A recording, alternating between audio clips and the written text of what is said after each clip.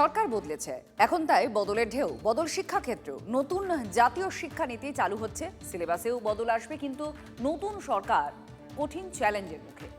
বদলে দিতে হবে শিক্ষার খোল নলছে।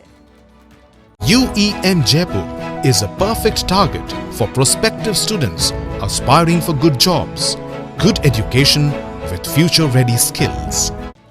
তৃণমূল সরকারের 15 বছরে রাজ্যের মানুষের প্রাপ্তি, শিক্ষক নিয়োগে দুর্নীতি, শিক্ষক বদলিতে দুর্নীতি, পড়ে শুধু শিক্ষার কঙ্কাল।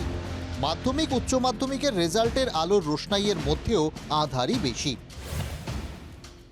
মাধ্যমিক এবং উচ্চ মাধ্যমিকের ক্ষেত্রে দেখা যাচ্ছে বেশি নম্বর পাওয়ার ক্ষেত্রে পড়ুয়াদের শতাংশটা ক্রমেই কমে যাচ্ছে। মাধ্যমিকে প্রায় 10 লক্ষ পরীক্ষার্থীর মধ্যে এ পেয়েছেন মাত্র 13,000, অর্থাৎ টেনে টুনে 1%। মাধ্যমিকে 10 লক্ষ পরীক্ষার্থীর মধ্যে 6,72,000-এর বেশি পড়ুয়ার নম্বরই 60%-এর কম। বাঁকুড়ার পুলিশোল গ্রামের উপরডাঙ্গা হাই স্কুলের উদাহরণ মারাত্মক। মাধ্যমিকে 83 জন ছাত্রছাত্রীর মধ্যে পাশ করেছে 8 জন, সর্বোচ্চ নম্বর মাত্র 30%।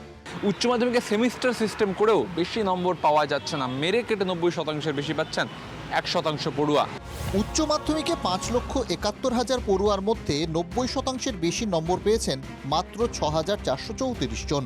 সিবিএসইতে 90%-এর বেশি নম্বর পেয়েছেন 94,000, মোট পরীক্ষার্থীর প্রায় 6%।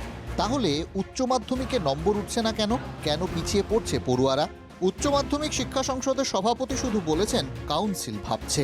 রেজাল্ট আমরা সবে মাত্র প্রকাশ করলাম, এবার আমরা যেটা বললাম আমরা অ্যানালাইসিস করব, কেন খারাপ, কি বৃত্তান্ত, কি করে ভালো করা যায়, সেটা নিয়ে কিন্তু কাউন্সিল ভাবছে, এটাই বলতে পারি। এখন ভাবলেও কি অতীতের ক্ষত শুকোবে? তৃণমূল সরকারের আমলে অযোগ্য শিক্ষক ঢুকে পড়েছে স্কুলে স্কুলে, ক্লাসে বেনো জল। তারপর এসেছে দুর্নীতির উৎসশ্রী প্রকল্প।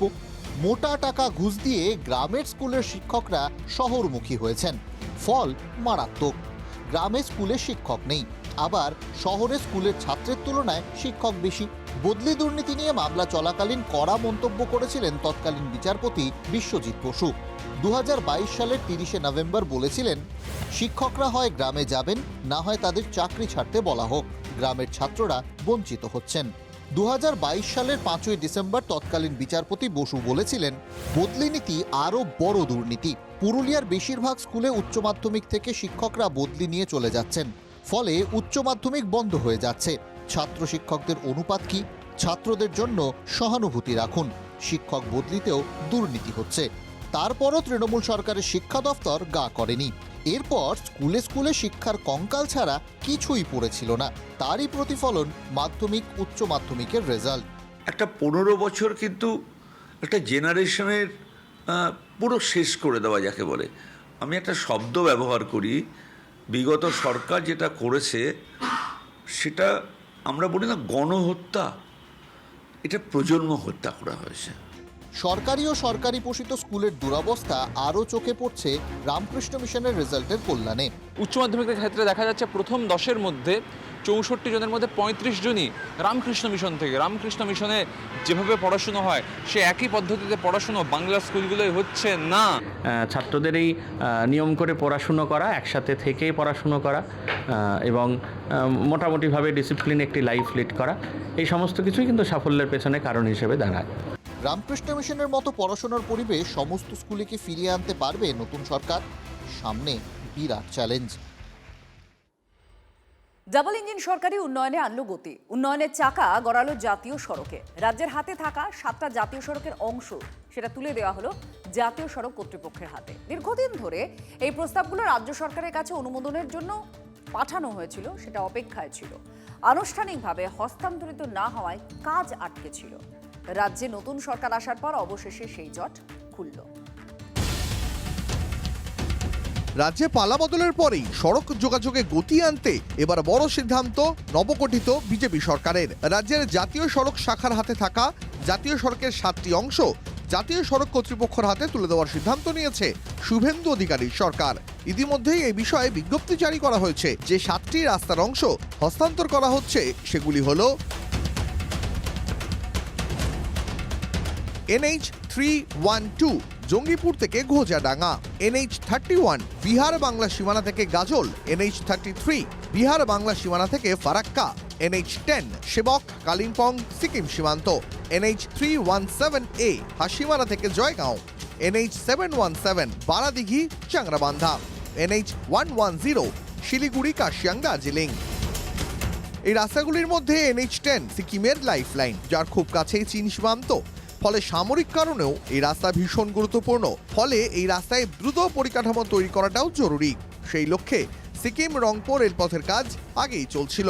এবার সড়ক পরিকাঠামো তৈরির কাজ দ্রুত হলে সেনা চলাচল ও সেনা সরঞ্জাম নিয়ে যাওয়া আরও সহজ হবে। ঠিক NH10-এর পাশ দিয়ে পাহাড়ের ভিতর দিয়ে এগোচ্ছে সেবক সিকিম রংপুর রেলপথ। এটা সেই টানেল। এই প্রকল্পের কাজও কিন্তু যুদ্ধকালীন তৎপরতায় এগিয়ে যাচ্ছে। ফলে একদিকে যেমন এই রেলপথে সিকিমের দিকে ট্রেন চলবে, ঠিক তেমনি NH10 তার যাবতীয় রক্ষণাবেক্ষণ এবং পরিকাঠামো উন্নয়নের কাজ এবার দ্রুত গতিতে করবে NHAI।